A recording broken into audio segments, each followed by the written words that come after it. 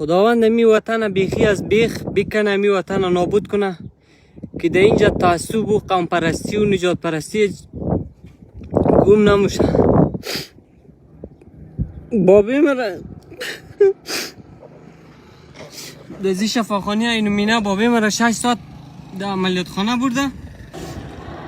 بعد از اون نفر اولم بوده و کلگی را عمل کرده، ایرا امور رقم بدر کرده که در تو نوبت نیه. او بیچاره پیر درد داره.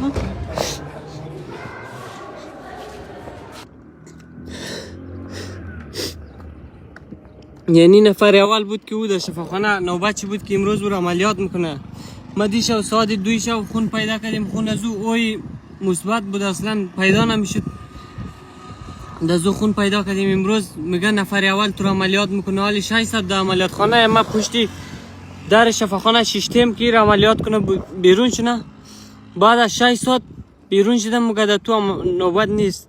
چیزی که پشتون و دیگه مردم بود اونا را عملیات کرده. 1 دانه هزاره را اینا او بیچاره پیر او را چی قوم پرستی و